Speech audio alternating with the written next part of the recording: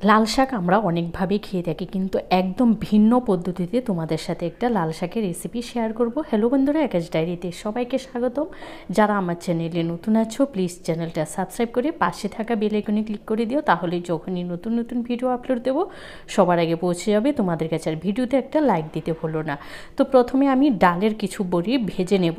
তো ডালের বড়িগুলো কিন্তু আমার একদম ভাজা হয়ে গেছে, একটু লাল লাল করে আমি ভেজে এক পাশে তুলে রেখেছি। এবার আমি কিছু সবজি ভেজে নেব। তো তার জন্য এখানে দেখো ডুমো ডুমো করে কেটে নিয়েছি আলুতে দিয়ে দিচ্ছি একটু নুন দিয়ে আবার আলুগুলোকে একটু প্রথমে হালকা ভেজে নেব।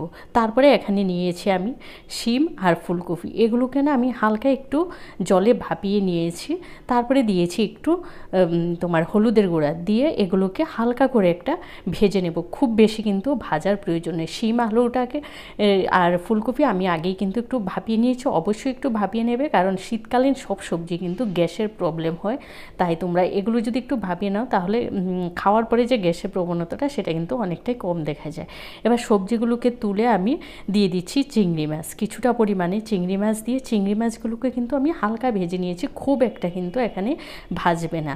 তারপরে দেখো এখানে দিয়েছি আমি সর্ষের তেলটাকে একটু গরম করে এখানে ফোড়নে দেব কালো জিরা, কাঁচা লঙ্কা আর শুকনো লঙ্কা। এগুলো থেকে যখন সুন্দর একটা সুগন্ধি বেরোবে তারপরে এখানে আমি দেখো কিছুটা পরিমাণে নিয়েছি লাল শাকগুলোকে পরিষ্কার করে ধুয়ে আমি কেটে নিয়েছি। খুব একটা ছোট করে কিন্তু কাটবে না, একটু আমরা যেমন রেগুলার সাইজ শাক কাটি তার থেকে একটু বড় করে শাকটাকে কেটে নেবে।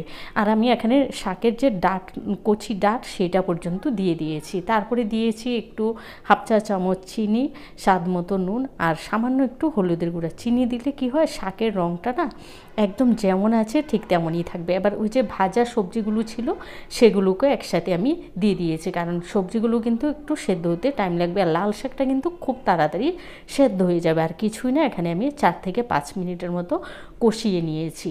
তা আমি কিন্তু শাকটা ঢেকে দেইনি, একদম অল্প আছে শাক রান্না করলে শাকের কালারটাও কিন্তু সুন্দর থাকে। তো শাকটা যখন একদম সেদ্ধ হয়ে এসছে তখন আমি দিয়েছি চিংড়ি মাছগুলোকে দিয়ে আরও 2 থেকে 3 মিনিট আমি একটু ভেজে নেব।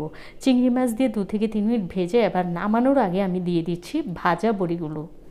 এই ভাজা বড়িগুলোকে আমি হাত দিয়ে একটু ভেঙে দিয়েছি, দিয়ে বড়িটা দিয়ে আমি 1 মিনিটের মতো একটু নেড়ে ছেড়ে তারপরে গ্যাসটা বন্ধ করে দিয়েছি। এবার তোমরা অবশ্যই এই ভাজা বড়িটা দেবে যখন শাকটা হয়ে আসবে, ঠিক নামানোর আগে দিয়ে, তার আগে কিন্তু ভাজা বড়িটা দেবে না। এবার তোমাদের সাথে সার্ভ করে দেখাচ্ছি, এটা কিন্তু একদম ভিন্ন স্বাদের হয় খেতে।